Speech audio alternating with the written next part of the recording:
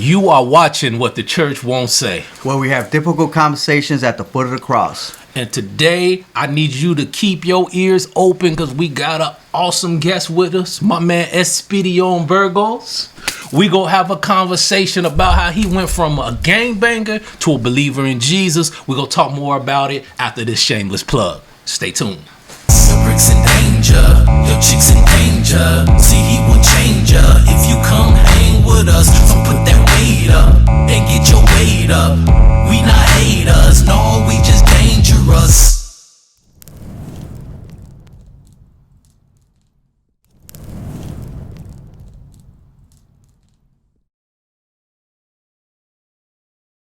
Hey, welcome back. As promised, I'm with my man Espy, and we gonna get right into his story. So, my brother, let me ask you, man, where was you born and raised? I was born in Chicago, Illinois. We was raised in Pilsen. Okay. And for those that's not from Chicago or from that area, where is Pilsen? It's around roughly right next to Little Village, probably from between Western to Halsted and Cermak to 18th Street. Gotcha. Yep. Awesome. All that little square area. Okay. Yeah. And so tell me about your family dynamics, man. How was you raised? Well, I was raised with my parents. At this time, my real father, he was hardly ever home, and my mother was working. Okay. So I had one brother at the time, and my mother would go to since my mother was working, we were always with a babysitter going to school. Somebody would take us and pick us up, and then my mother come home at 5 o'clock, and she basically come home, cook, check our homework, and put us to bed. So you had a basic family dynamic. Wasn't nothing. Father wasn't around too much. Okay. I wouldn't see him too much. Okay, because he was working. Nah. Okay. Nah, but that was his excuse that he was working. Gotcha. Gotcha. But he was hardly ever home. So how did you go from this sound like a everyday normal family situation to the street life? How was that introduced to you? Well, my father had left the house when I was 7 years old, and that gap, that little time frame right there, from while my mom was working. So when I would get out of school, I was always hanging out, And what did that look like, hanging out at that time? Little kids going out, hanging out together, buying cigarettes, going off into the field, smoking cigarettes, buying. I remember the first time some girl was selling reefer, little joints. I was buy little joints for $1, smoke that. We would hang out by the park. By the school, they had a little field house. We would be hanging out there, and everybody was gang affiliated. So, I was a little wannabe right there, and my whole family was. So my family came in the 50s to the United States, and they came to Chicago, and back then everybody was mostly into gangs. Yep. It was a lot of race. Not racism, but like every race in Chicago was like, you got blacks in this community, like the Village, right there by Loomis and 14th Street. You got the Village. Right across the viaduct, you got the Mexicans. Right across the viaduct, that's how it was all. And everybody had their own gangs. Yeah, and usually a viaduct separated it. Yep. Yep. So or a street was separated. Yep. A major street, correct? Yep. Yeah, you're right. So my family was already even the women were hanging out with the gangs. They were affiliated with gangs, and then my uncles, they were all in gangs. Gotcha. So it kind of it was like talking about sports. But they were always reminiscing. Always, oh yeah, they did this and they were doing this, and how they had all these high ranking positions in their gangs. And so I would sit there and I'd be fascinated about their stories, and I'm talking about like 5 years old, just out there listening, and they're already drinking. I remember my aunt would be drinking and telling us about that, and then she would tell us about how to conduct ourselves, basically grooming us. There was rules. You never tell on nobody. You don't let nobody touch your brother. You don't let nobody touch your cousins. You don't let nobody talk about your mother. You don't let nobody hit you. Even if you get beat up, you gotta fight. And so we were mentally groomed. Yep. It kind of felt like Sorry. If you're going to school to study to be a doctor, but you don't get your hands on the surgery yet, you're just being you just trained. reading the books. You're just reading the books and the lectures. I got you. So how did you get from? Well, you just a kid. So at what age did you start participating in gangbanging? Well, you know what's funny is that when I was 8 years old, there was do you remember the mobile homes? Mobile homes? Okay, so you had the school. The school was a little overpopulated, so what they did was make it. They were called mobiles. Okay. So it was like a mobile home, but it would be a classroom. So they had mobile homes lined up behind the school. I'm not familiar with this. Yeah. Okay, tell me. Yeah, so they had, I'm not quite sure, maybe like 7 or 8 mobile homes, right? And so it'll be like on the playground. So each one was a classroom. Wow. You know, and they were usually for the younger ages. Gotcha. Maybe like 2nd grade to 4th grade. Okay. And then afterwards you go in the building. Okay. And so it was mobile homes where each like different gang. Really? Yeah. So ours would fight with the next one. So we was already, you know, not major street gangs, but we were already little wannabes. Little cliques. Yeah. Clique wannabes. Okay. And so I would look up to my cousins that were in gangs and my uncles that were in gangs. And so by the age of 10 years old, I was over there going to other people's houses, that knocking on their doors, trying to call them out to beat them up because I heard they were in another gang. Wow. Yeah. Okay. You know, so at the age of 10 is when I really joined a real gang. Okay. And what gang did you join? Satan Disciples. Satan Disciples. Yeah. Okay. Yeah. Awesome. Okay. Not awesome, but I get it. Right. So you joined there, and how was your progression to becoming at one point almost the head of that gang? How did you progress? Well, no. So that we'll get to that. Okay. So what it was is I sought approval. You know, because at this time my father left. Gotcha. At 7 years old. So my mother started dating who I consider my father now. She's still with him, dating him, but I was told that he's not my father. I don't got to listen to him. So I had no role models other than my cousins. Gotcha. And I sought to, you know, and they didn't have their father around. So there was like a tension from them and their friends. Okay. You know, so I would go and I was just fighting, and they were like, man, that's my little cousin, and like kind of like a dog when he sits, you know, you rub him up, pet. you know, and he gets all happy. Right. It was that. And Wow. so I remember the first time I was a buddy of mine. He's like, man, I got a car, and he showed me the keys. I said, you got a car? I got a BB gun. So I'm 10 years old, and I'm sorry, I was 11 years old because I was in 6th grade, and we're driving, going over, and I'm out the window with a BB gun shooting. You know, that was like my first little drive-by. Right, yeah, right. you know, and so a lot of guys I was always small, so the way I had that always picking on people, I was always trying to check people in the neighborhood and trying to recruit. And that's how I just it became so natural, a way of life. It was just a way of life, and there was still people that were not accustomed to that, like a lot of first generation gangs that, you know, I come from I have generations that go before me with the gangs, and these people are new to it, so Right. they're like, man, this guy's crazy. Right. You off the chain. Yeah. But you was already prepared for this. Yes, because remember when I was younger, I was already groomed. You know. So, wow. Yeah. Okay. So that's I think that elevated me, and the fact that I was taught, don't be afraid to fight, and no matter what happens, as long as you fight, you win. Yep. You know. So with that, I was fearless. You weren't Yes. scared, and Yeah. I think that's the biggest part of being in this. If those that are scared never thrive in that type of atmosphere, man. Yeah.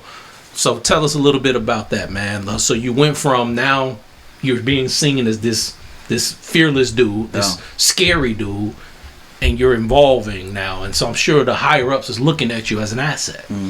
And so how did you get from where you were, where you was just, for lack of better words, a foot soldier, to being one of the generals? So what happened was, my mother tried to get me, move me out that neighborhood. So she went and moved to Cicero. She bought a house. We moved to Cicero. Okay. And so I was peeping out the land. And 2 years later, I started the disciples over there. Gotcha. And we got pretty big fast. So let me ask you this, because when you move into another neighborhood, typically there's other gangs there. So what other gangs was already there? There was Insane 22nd Street. There was 2-6 and Imperial Gangsters where I lived at. And then obviously there was more gangs on the other side where I lived at. But they all were folks. They all got along with each other. Gotcha. Yeah. Gotcha. So what happened was there was a gang that they were getting kind of like jealous.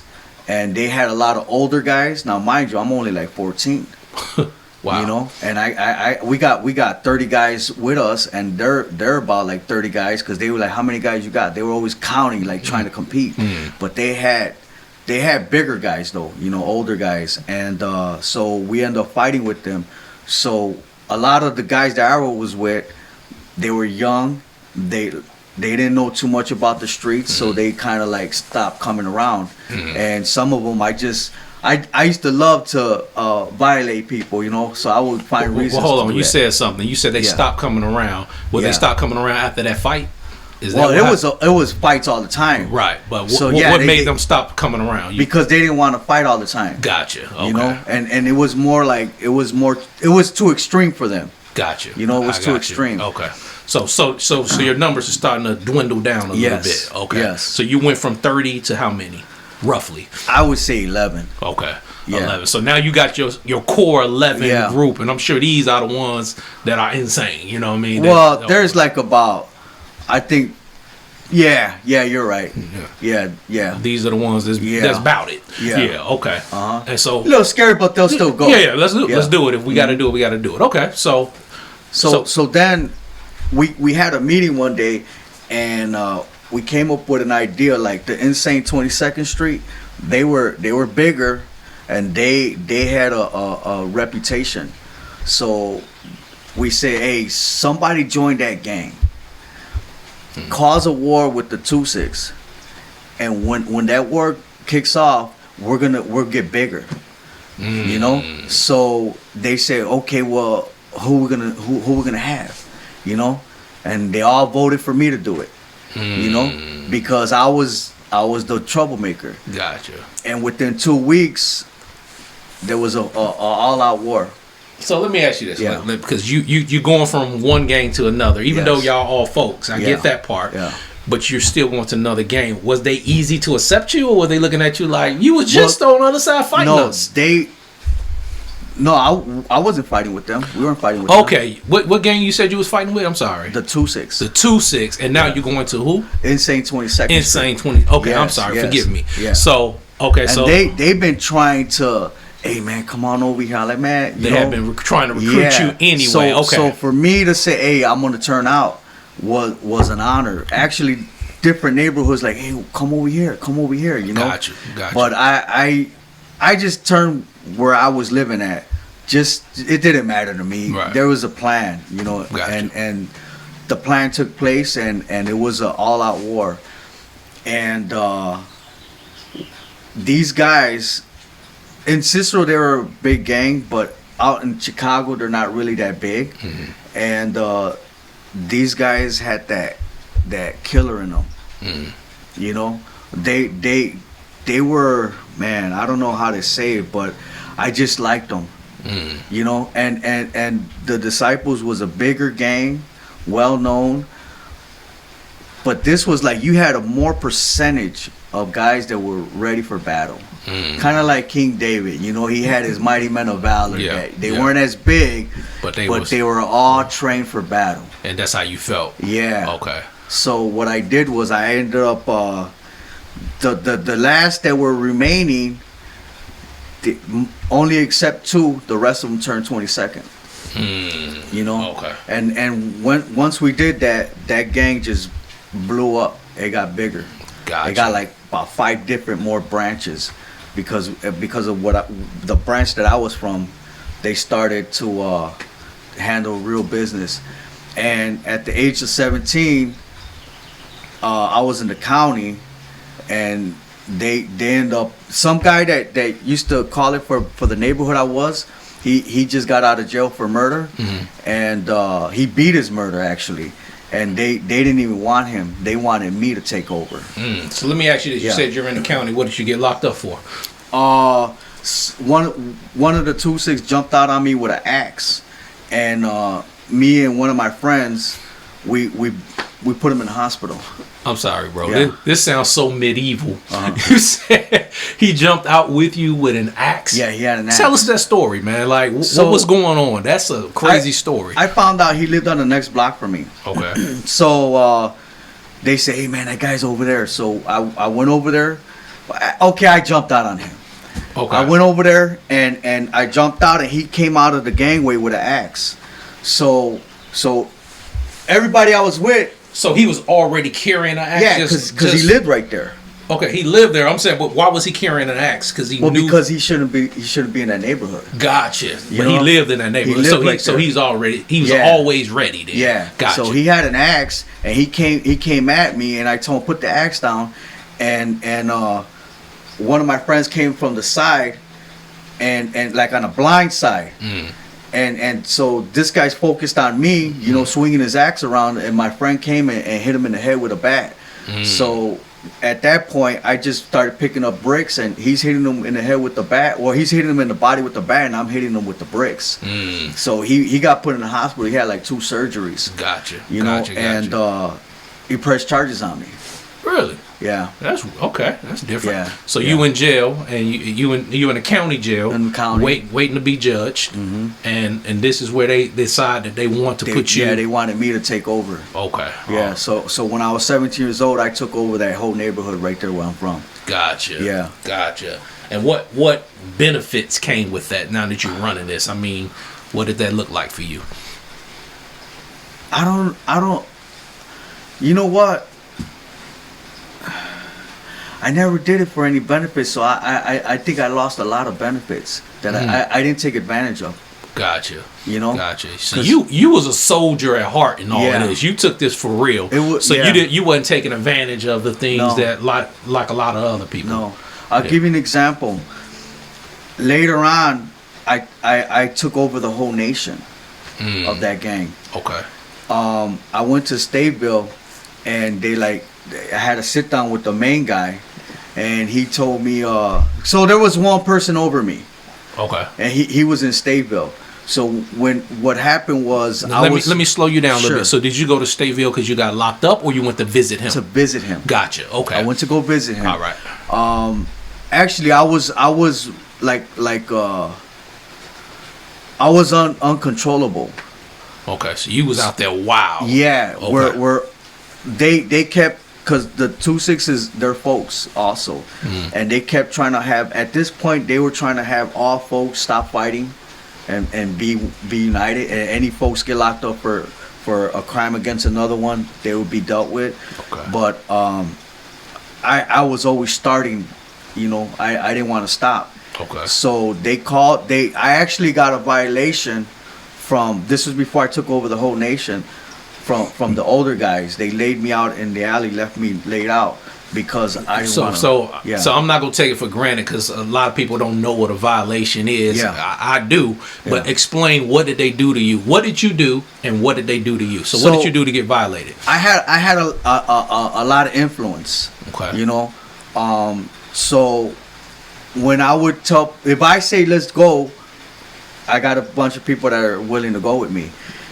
And because they say, oh, you know, man, it came from the Ville, we got to have peace with these guys. There ain't no peace right here. So I was still going over there and doing every day's work. Gotcha. So they found out about that, and they like, hey, look, man, we told you, you know, man, ain't no war with these guys. And I told them, well, all the other branches are cool, but my branch, we still at war. So you was just being a rebel then. Yes. Okay, yes. I got you. Yes. And they found out about it, and how did they violate you? How did they deal with you? So what they did was, one of the older guys, he got out of jail for manslaughter. I guess in his head he was a killer, and punched me in the face. So when he hit me, they like right away grabbed me, and then they're like, nah, you know, they came from behind me, grabbed me, and then they're like, man, you know what, go let them go outside, you know. So I'm thinking they're gonna let me fight this guy one-on-one. So when we go outside, they just I started getting hit from all sides, and I remember I was laid out, and I was already like, my body was so weak that I couldn't move, but I'm alert. And I know they were stepping on my head, and they had my head, and they were banging it against the concrete, and like all I had enough strength was to just do this to like pushing my head. About how many of them was it? Man, I'm not even sure. There was. Not everybody moved. Okay. How many actually were jumping? I know about 2 to 3. About 2 or 3. Now remember, I'm still a kid. Right. You know, I'm still small, and these were big guys. You know? You. And like I know Mustang was one of them. He was like 6 feet. Okay. You know, Bert, the guy, he was in his 30s. These are men. Grown men. And I'm, you know. And how old were you at this time? Ah, man. So if I was 17 when I took over, I was anywhere between 19 and 18. During this violation? Yeah, during this violation, yeah. Gotcha. Yeah. Gotcha. Yeah. Now, was you hospitalized? Did you have to be Oh, my head was all busted open. Okay. I had 2 black eyes. I had 2 cuts underneath. Each one was cut open. 2 black eyes. I had this all split open. That's about it. Okay. And I was knocked out. You was unconscious then. Yeah. Okay. Yeah. So after the violation, was everybody cool after that? It was a done deal, or? Yeah. Okay. It was water under the bridge. Yeah. So did this deter you from your rebellion? No. Did this slow you down, or no. You went right back at it, huh? Yeah. Huh. Yeah. And so did that put you at war with these people again? No. With your people again? No. Or are they just like, this dude's hard-headed and just let him do what he gonna do? Yeah. Okay.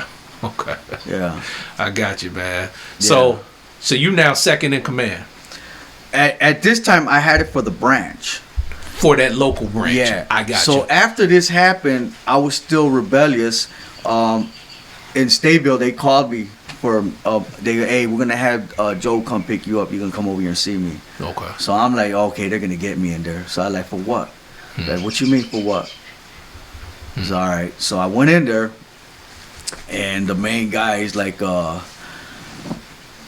took me to the back room. Now, mind you, at Stateville, I'm sure you know about it. We're talking, and I see a female giving oral sex to another guy.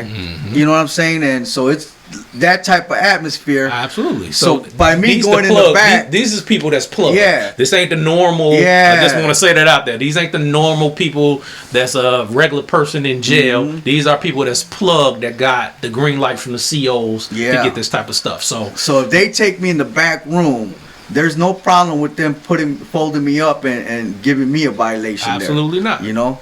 So I was a little worried. And we went to the back, and he's like, hey, so if I give you the nation, what are you going to do about it? I said, what you mean? He said, man, I'm going to have you take care of the streets out there. If somebody don't listen to you, what are you going to do? I said, man, I'm going to bust their head. It's all right. I want you to meet up with this guy over here. He goes, so we went back to the table. He's like, hey, what you need? I said, what do you mean? He said, well, I'm gonna have these brothers go send you some cane. They're going to give you some cane. You're going to make some money, put in some work. I'm like, I don't want that. He's like, what do you mean? I don't want no drugs. What do you want? I want guns. It's all right. They called me, took me to it was kind of like the size of this. It was a lounge, and behind the parking lot was like a garage, but like a big. It wasn't a garage, but it had an overhead door. Okay. They took me, and it was like the movies where you got the picnic tables, covered with blankets. Okay. So it was two long tables covered with blankets, and they pulled the blankets out, and all guns, rifles, everything. They said, "Get what you want." Okay. You know, so I was just giving guns, and then I would have people come to my house with suitcases, Uzis, and you know, in a suitcase, big bags of 30 rifles. You know, I was like, man, what am I gonna do with that? You know, that thing's almost my size. Right. You know, right. But I was giving a lot of artillery. Gotcha. So you said something which is Yeah. interesting. You don't hear most people say. You said you didn't want drugs. No, That wasn't your thing. no, So you was out for blood. yeah. Okay. You was Yeah. out for blood. You know what? The way people, like men, fantasize, they see a woman and they fantasize about that. I fantasized on murder. Really? Yeah, That was your thing. that was my fantasy. Gotcha. I will fantasize that. Wow. Yeah. Wow, man. So how did that go? So you got all this ammunition, all this artillery. What is that looking like on the streets? You got you second in of this nation. What was you doing, man? Was it all out war? Yeah, we would go to neighborhoods that, because for some, you know, you're not always gonna find somebody out. You know what I mean? Like if you go look for a particular gang, you're not always gonna find somebody out.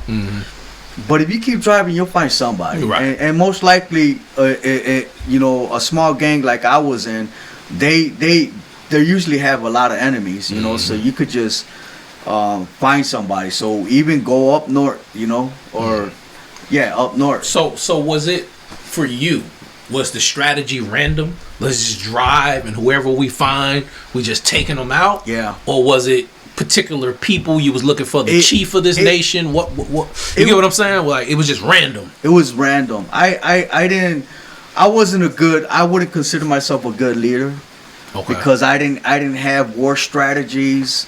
Only we, you know, at the last minute, there's a couple of things that was pretty. It was, listen to this. It wasn't even well planned.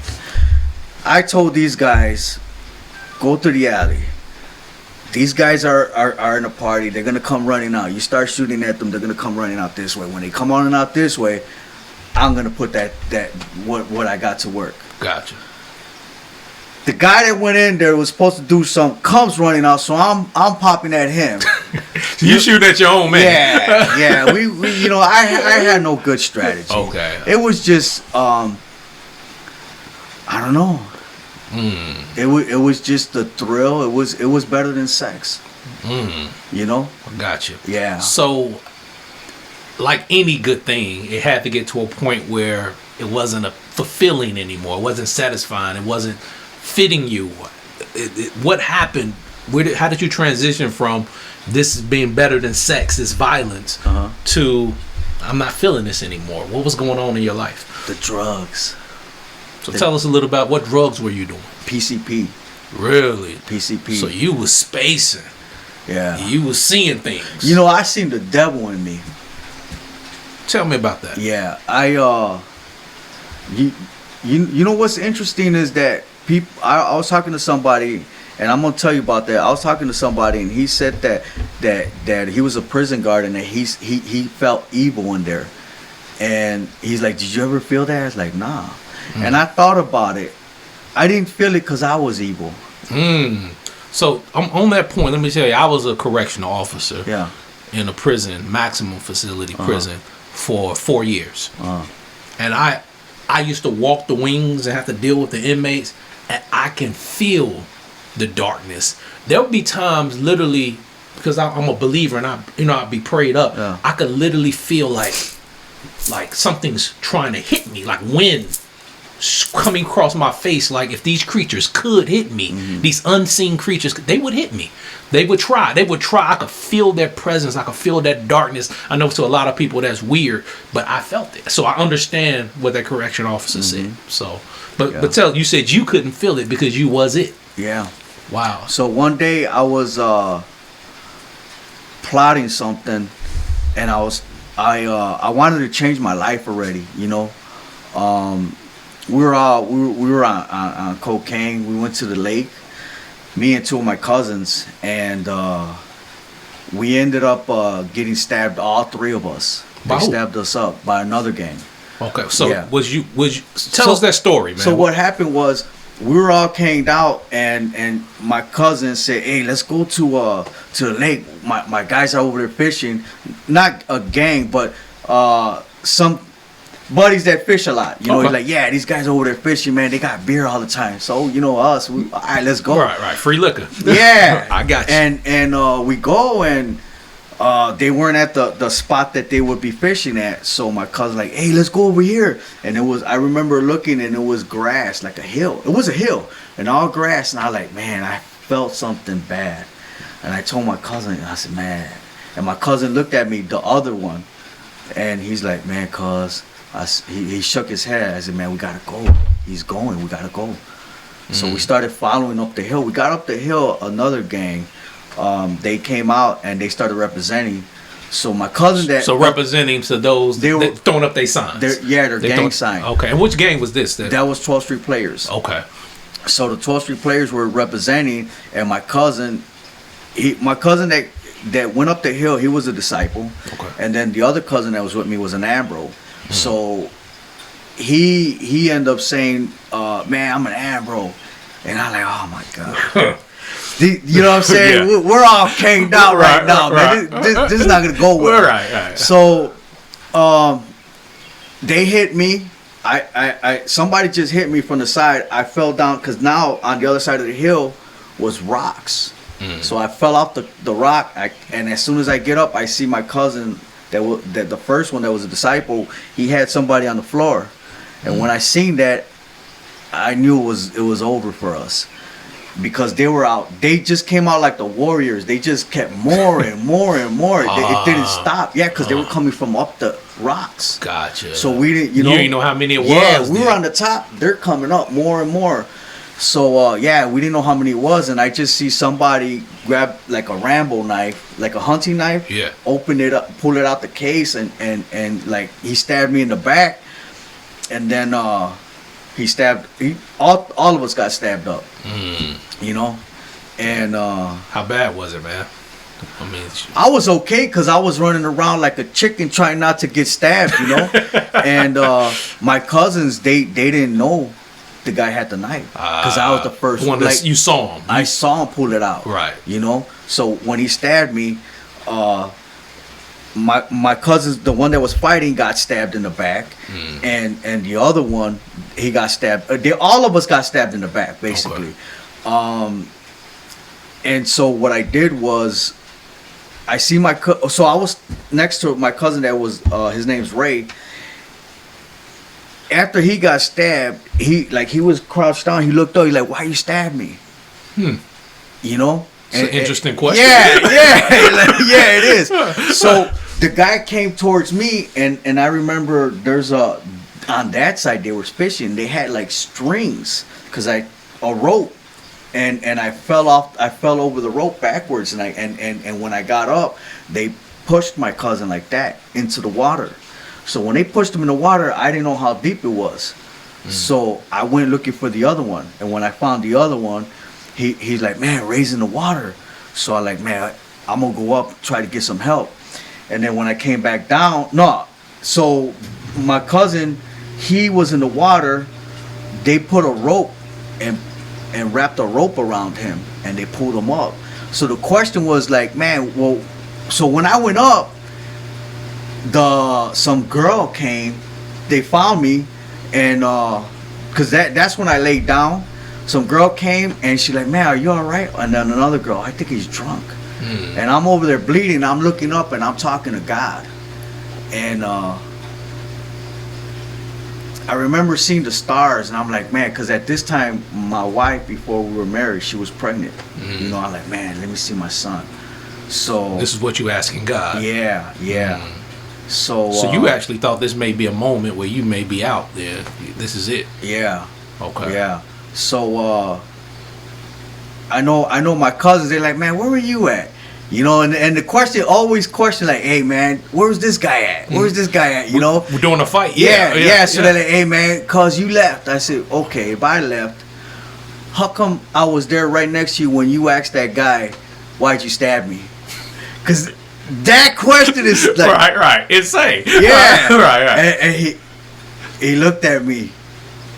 And he like, oh, how could I know that? Right. You know? And so I was out for revenge because, you know, the 12th Street players, you know, okay, cool. Now we can narrow it down. And I remembered that one of the guys that was there. So I found out where he lived, and, you know, I'm right there. Oh, he goes through the alley, goes into the back to his house all the time. Oh, okay. So was you watching him or someone told you that? Yeah, both. Okay. Both. So they told me. Who told you that? One of my friends, because he was messing with a girl that lives in that house. Gotcha. Okay. Yeah, okay. you know. So I'm plotting it. You know, I watched it. Okay, cool. You know, peeped it out. Okay, I'm bound to catch him. I'm gonna catch him. And I was talking to God. You know, because my mother, when we would go to sleep, when my father left, me and my brother would sleep in the same bed with her. I guess, you know, I don't know. Right. We used to sleep in our own rooms, but once he left, she'd have us sleep with her, you know. And she would always teach us to pray our Father, you know. Which are in heaven. Yeah. Okay. Yeah. Got you. So that was our prayer before we went to bed. Gotcha. So I was accustomed to pray. And when I would go and do stuff, I would come home and I would ask God to forgive me. You know? It's weird. So you had a God consciousness Yes. in all of this. Yes. Okay. It's weird. Yeah. Most of the time. Okay. You know, most of the time. So I was talking to God, and I was asking him, look, man, let me take care of this, and I'll change my life. I'll move to North Carolina, get a job out there. And because I was offered a job to go to North Carolina and change my life. Gotcha. So who offered you that? My uncle. Okay. Yeah. So he knew what you was into. He was trying to get you. So he was trying to get you out of Chicago. Yeah, he went to North Carolina to change over there also with his family. Gotcha. And he did great out there. Gotcha. And so he wanted me to go out there, and so I didn't take him up on the offer. But now that I got a mission to accomplish, I figured I'll take him up on the offer. And I was talking to God, like, you know, let me just take care of this business. I'm gonna move over there, and I'll change my life. So let me understand. Your bargain with God is, let me get revenge. Yeah. You let this go through. Yeah. Then I'll move to North Carolina. That's it. And I'm done. I'm out the game. Yeah. That's Okay. it. And what happened? So I was walking around my house just thinking about how am I gonna do this, and for some reason I went to the bathroom. I didn't even use the bathroom, and I looked in the mirror, and I seen my face. It was like a orange, and it looked like the devil, like a hot stuff devil. I don't know if you ever seen that before. Yeah. But it looked like a devil, and my eyebrow, I couldn't even do it. My eyebrow, I heard like a snake, and my eyebrow went like a complete S.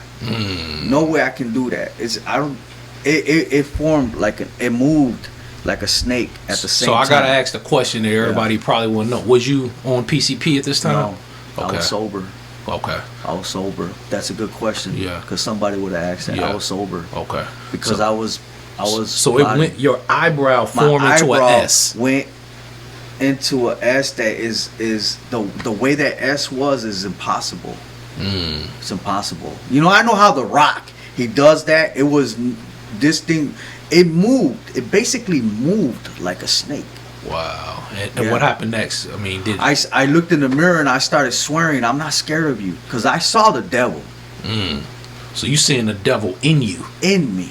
and you talking to the devil in you in the Yeah. mirror, and you're saying, "I'm Yeah. not scared of you." I'm not scared of you. Wow. I'm not scared of you. Wow. So within that week, maybe a day or two later, but no longer than a week, one of my friends, we called him Little Espy. He went to Texas because he was on the run. He came back, and I know he was brought up in a Christian household. And so I asked him, "Do you believe in the devil?" He's like, "Yeah." I said, "Man, I saw the devil in me." And he's like, yeah. And what you call it? And I'm looking at him. And like as you stare at the light, you see like a glow, but you could still see the dots right here. Well, there was a glow all around. So him. like an aura. Yeah. Around your. Okay. Yeah. Now let me back up a little bit. We did get together, and we were gonna party, and we smoked a joint, all of us, right? And so I'm like, hey brother, you believe in the devil? You know, so that's when we're talking. And so I told him, hey, you know what?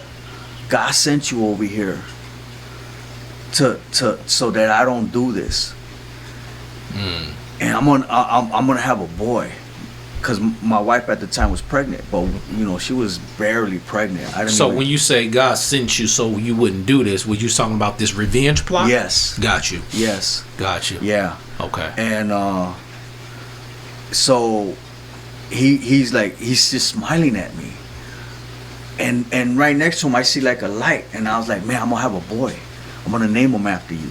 And he's just smiling at me, and there was a couple other guys there. I said, you just believe me? They go, yeah. I said, why you believe me?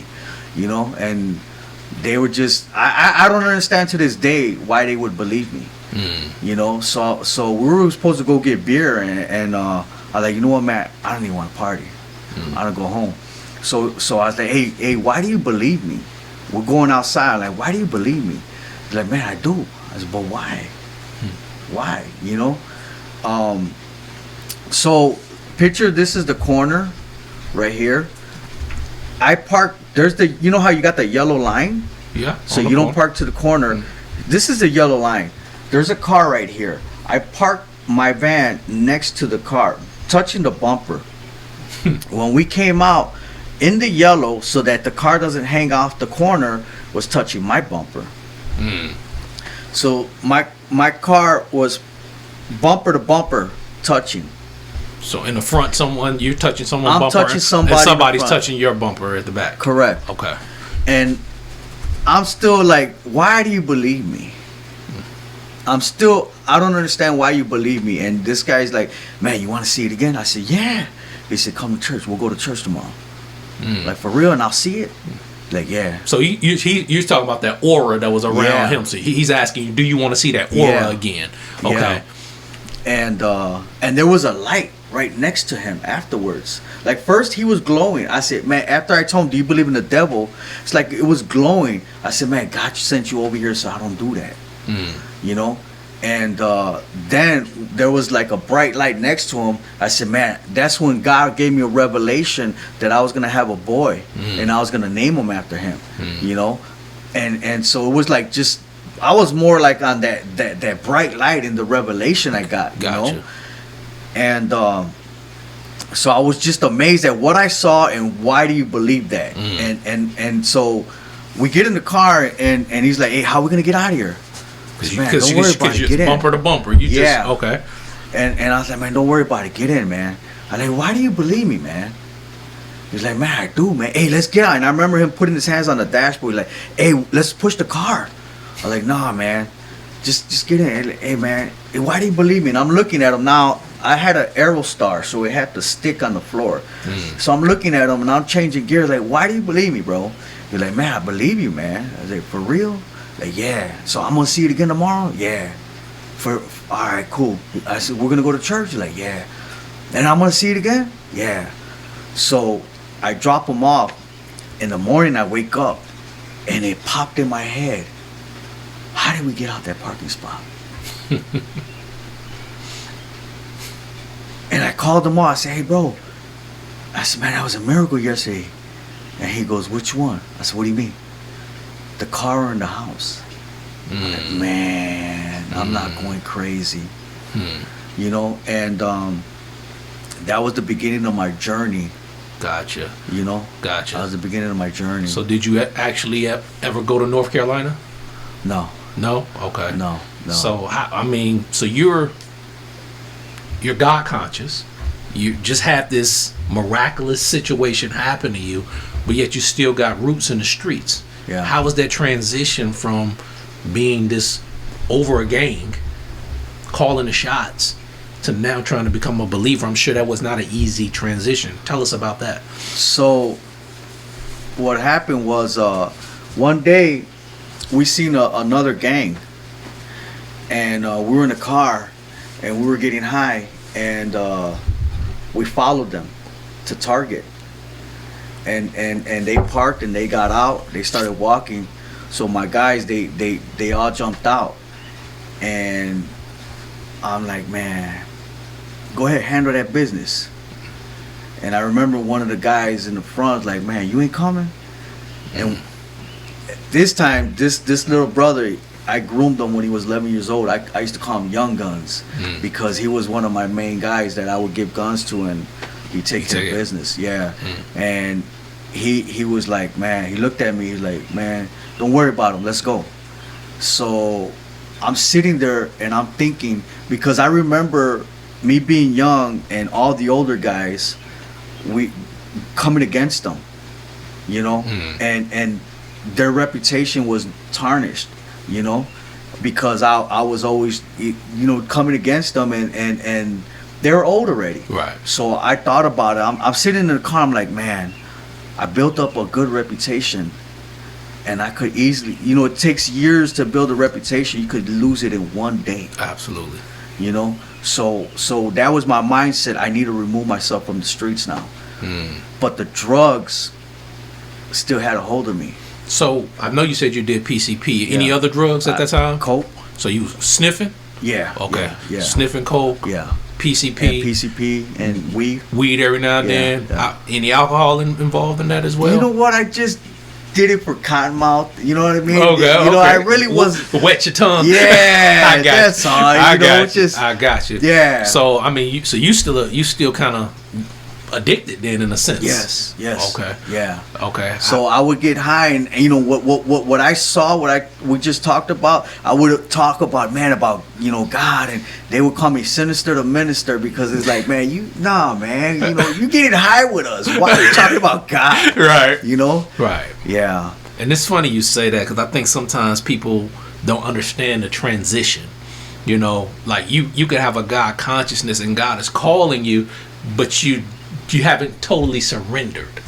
But I mean, it's a process, and a lot of people don't understand that process, and that's why they say a lot of Christians are fake. It's not necessarily that they're fake, they're going through a process, and you're just catching them during the early part of that process that make them look like they are, I don't know, hypocrites. You know, and so that's kind of the stage you're in at this point. God has awakened you, but you have not completely surrendered. Is that a fair assessment? No, that's exactly it. Okay. Yeah. So how did you get from that to surrendering? Talk about that, man. What did that look like for you? So I think what helped me out, because of the drugs, right? It craved me. You know, people want to always give you drugs when you're trying to get away from it for free. Yep. So what helped me out was I got arrested for PCP, and they were gonna send me for a bottle. I had a bottle of PCP. I was about to ask, for consumption or selling? No, I had a bottle. Okay. I used to buy bottles of PCP like this size of this tube. That was for consumption. Gotcha. Okay. Yeah. At this point, Right. it was personal. Gotcha. And you got arrested. I got arrested. So I was offered to go back to jail or probation with dropping every week or two. I got you. And I remember my father's like, hey, you know what, you ain't gonna be able to do it, so why don't you just take that time? I was like, man, I know. I go, hey, you know what, I'm not scared to go back, man. Just let me try, man, because I was getting high in the penitentiary. My cellie was getting weed. You know, his wife would bring in weed and tequila on New Year's. You know, it was like, Right. That's not the problem. Right. You know, I need help. So I said, man, I'm not scared. Let me just try this. He's like, all right. You know, if worst case scenario, they Go give me back to more jail. time. Right, Yeah. Right. So I started doing classes and started going to NA, and I started meeting men of God in NA, and started getting mentored. What they would call a sponsor, you know, and the last time I used, my sponsor like, hey, look, man, you need to remove yourself from your family. You could love them from a distance. And that's what I did. I removed myself, and then I started to go to church, and started just trying to, basically I had to remove myself from all that, that whole atmosphere, from people, places, you know, and that's when I began my journey. Gotcha, man. Yeah. So tell us now, bro, like, what are you doing for God, man? What did he evolve you into, man? I know you tell your story at different churches, and yeah, man. Tell us a little bit about what you do, man. What I do now is I like to minister in the streets. You know, with the COVID, everything that happened right now, it's been kind of hard. Well, that's over with, you know, and now I'm back going full force, you know, going back, getting it going. We used to feed the homeless. We had that every week, feeding the homeless. I had a lot of participants in that. I minister at work, and through that process, I've won a lot of souls. Good. For that. Good. I think I've won more souls outside the church than I have inside the church. Absolutely. You know? Absolutely. Because that's where the hurting is at. Yeah. And I've we've done great things. I got one brother that I was ministering to at work, and he's a pastor in Aurora. He's a pastor right now. Okay. And he's awesome. Awesome, bro. Yeah, he's awesome, man of God. Man, bro. You know? Well, man, I'm so blessed for you telling your story, man. Awesome, man. Hey, listen, y'all. We thank y'all for tuning in and watching What the Church Won't Say. I hope what my man Espy said blessed you. Hey, I hope it encourages you to kind of surrender yours, whatever weakness in your life, over to the Lord. And in the meantime, we're going to ask y'all to do something, man. Share this. This is a powerful testimony. We want it to impact people's lives. So we're asking that you guys make sure you share this message, subscribe, and like. And guess what, y'all? We going to keep saying what the church won't say. We love y'all. Go for it. You are tuned into What the Church Won't Say. Well, we have difficult conversations to discuss at the foot of the cross. Well, we have difficult conversations. No to discuss. You adding stuff on, brother. Don't add to the word. Don't take away from the word. Exactly. But well, we have difficult conversations at the foot of the cross. Amen. My man said, let me swag it up for you.